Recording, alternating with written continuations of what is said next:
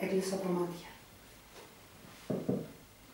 Κρατούσα πάντα στη φούχτα μου το σβόλο το χώμα της Κρήτης και ο ύπνος με πήρε.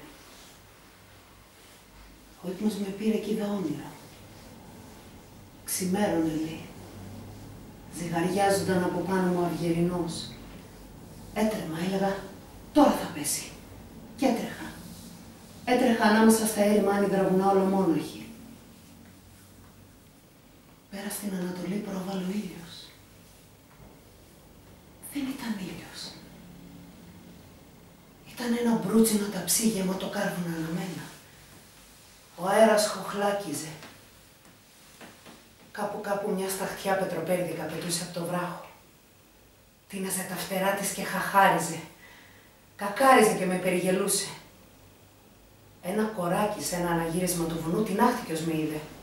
Σίγουρα θα με περίμενε και με πήρε εξωπίσω σκόντας στα γέλια. Θύμωσα.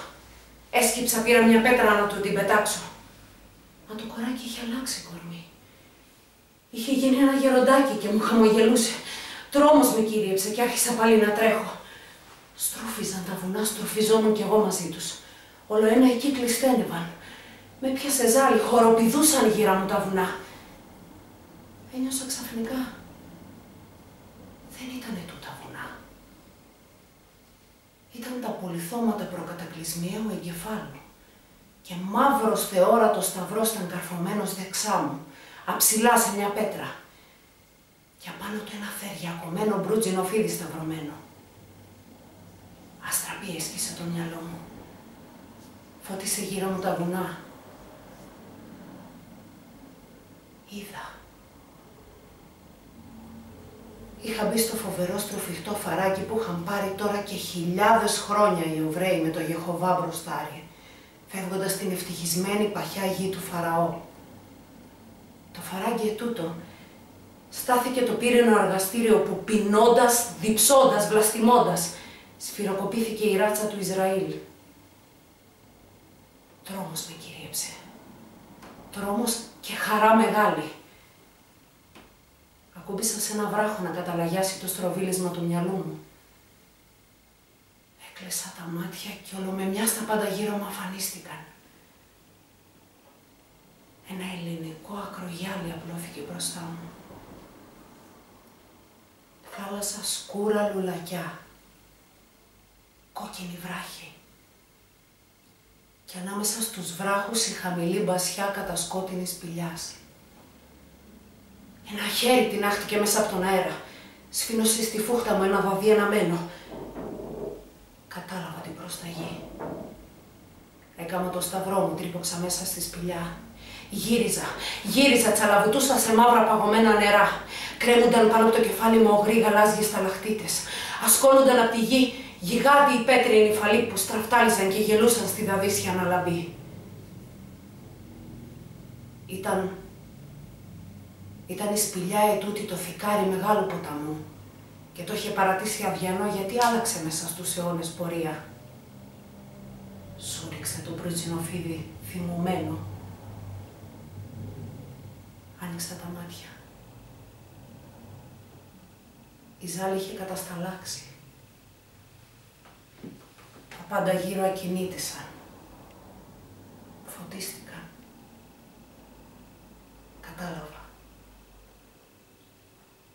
Όμοια και τις πυρπολούμενες γύρω μου οροσειρές της είχε κατασκάψει ο Γεχοβάς για να περάσει. Είχα μπει μέσα στο φοβερό θικάρι του Θεού. Ακολουθούσα, πατούσα τα χνάρια του. Αυτός είναι ο δρόμος, είπα μου. Είπα μέσα στον όνειρό μου, το φώναξα. Αυτός είναι ο δρόμος του ανθρώπου, άλλον δεν έχει. Κι ως τινάχτηκε από τα χείλια μου αφθάδισε τούτος λόγος. Ανεμοσύφωνας με τύλιξε. Φτερούγες άγριες με σήκωσαν κι ολομεμιάς βρέθηκα στην κορφή του Θεοβάδης του Σινά. Μύριζε ο αγέρας θιάφη. Τα χείλια μου μερμύδιζαν σαν να τα κύλωναν αρρύθμιτες αόρατες πίθες. Σήκωσα τα βλέφαρα. Ποτέ τα μάτια μου, ποτέ τα σπλάχνα μου δεν είχαν χαρεί πιο απάνθρωπο, πιο αρμονισμένο με την καρδιά μου όραμα. Χωρίς νερό, χωρίς δεντρό, χωρίς ανθρώπους, χωρίς ελπίδα. πάνω η καρδιά ενός περήφανου ανθρώπου βρίσκει την άκρα ευδαιμονία. Κοίταξα το βράχο που στεκόμουν. 2 βαθιές γούβες καμένες στο γρανίτι. Θα ήταν οι πατημασιές του προφήτη με τα κέρατα που περίμενε τον πεινασμένο Λιόντα να προβάλλει. Εδώ, στην κορφή του Σινά, του είχε δώσει προσταγή να περιμένει. Περίμενε. Περίμενα κι εγώ μαζί. Έσκυβα πάνω από τον κρεμό αφού γκράζουμουν. Άξαφνα, μακριά πολύ κουφοβρόντιξαν πατημασιές. Κάποιος ζήγωνε και τα βουνά κουνιούνταν. Έζωνα σφιχτά τη μέση μου. Συντάσσου να παλέψω, όλος ο αέρας μύριζε σαν μπροσταρότραβος. Έρχεται, μουρμούριζα και συντάσσου να παλέψω. Αχ, πώς την είχα λαχταρίσει τη στιγμή ετούτη. Χωρίς να μπαίνει στη μέση και να με παραπλανάει ο αδιάντροπος ορατός κόσμος. Να αντικρίσω πρόσωπο με πρόσωπο το λιμασμένο θεριό της ζούγκλας του ουρανού. Τον αόρατο, τον ανεχόρταγο, τον αγαθό πατέρα που τρώει τα παιδιά του και στάζουν τα χείλια του, τα γένια του, τα νύχια του αίματα. Θα του μιλήσω βαρετά. Θα του πω τον πόνο του ανθρώπου, τον πόνο του πουλιού, του δεντρού της πέτρας. Όλοι πήραμε απόφαση. Κρατώ μια αναφορά. Την υπόγραψαν όλα τα δέντρα, τα πουλιά, τα θεριά, οι άνθρωποι. Δεν θέμε, πατέρα, να μας φας. Και δεν θα φοβηθώ. Θα του τη δώσω. Μιλούσα. Παρακαλούσα, έσφυγα τη μέση μου και έτρεμα. Και εκεί που περίμενα σαν να μετακινήθηκαν οι βράχοι και άκουσα μεγάλη αναπνοή. Νάτος έφτασε, μουρμούρισα και στράφηκα ανατριχιάζοντας. Μα δεν ήταν ο Γιεχόβας.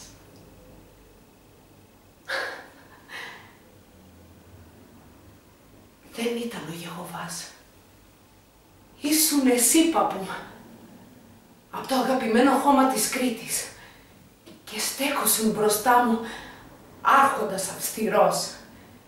Με το σφινωτό γενάκι το κάτασπρο, με τα στεγνά σου χείλια τα σφιγμένα, με το εκστατικό μάτι το γεμάτο φλόγες και φτερούγες και στα μαλλιά σου περιπλέκονταν ρίζες από θυμάρι. Με κοίταξες και ως με κοίταξες ένιωσα πως ο κόσμος ετούτος είναι ένα σύννεφο φορτωμένο στο πελέκι κι άνεμο. Σύννεφο και η ψυχή του ανθρώπου. Φορτωμένη αστροπελέκι κι άνεμο, και από πάνω φυσάει ο Θεός και η σωτηρία δεν υπάρχει. Σήκωσα τα μάτια. Σε κοίταξα. Έκαμα να σου πω, παππού, αλήθεια δεν υπάρχει σωτηρία, μα η γλώσσα μου είχε κολλήσει στο λαρύγγι. Έκαμα να σε ζυγώσω, μα τα γόνατά μου λύγησαν. Άπλωσες τότε το χέρι εσύ, σαν να πνιγόμουν κι ήθελες να με σώσεις. Αρπάχτηκα με λαχτάρα από το χέρι σου. Πασαλιμένο ήταν με πολύχρωμες μπογιές, τα ριζογράφιζε ακόμα, έκαιγε. Άγγιξα το χέρι σου. Πήρα φόρα και δύναμη. Μπόρεσα να μιλήσω. Παππού αγαπημένη, είπα, δώσ' μου μια προσταγή. Χαμογέλασε. Απίθωσε το χέρι του στο κεφάλι μου. Δεν ήταν χέρι. Ήταν πολύχρωμη φωτιά, ως τις ρίζες του μυαλού μου περιεχήθηκε η φλόγα. Φτάσε όπου μπορείς, παιδί μου. Η φωνή του βαθιά σκοτεινή, σαν να βγαίνει από το βαθύ λαρύγγι της γης. Έφτασε ως τις ρίζες του μυαλού μου η φωνή του, μα η καρδιά μου δεν την άχτηκε. «Παππού», φώναξα τώρα πιο δυνατά, «δώσ' μου μια πιο δύσκολη, πιο κριτικιά προσταγή». Κι όλο με μιάσος να το πω, μια φλόγα σούριξε ξεσκίζοντας τον αέρα. Αφανίστηκε από τα μάτια μου αδάμαστος πρόγονος με τις περιπλεμένες θυμαρόριζες στα μαλλιά του απόμεινε εκεί στην κορυφή του Σινά μια φωνή όρθια, γεμάτη προσταγή, και ο αγέρας έτρεμε. Φτάσε όπου δεν μπορείς.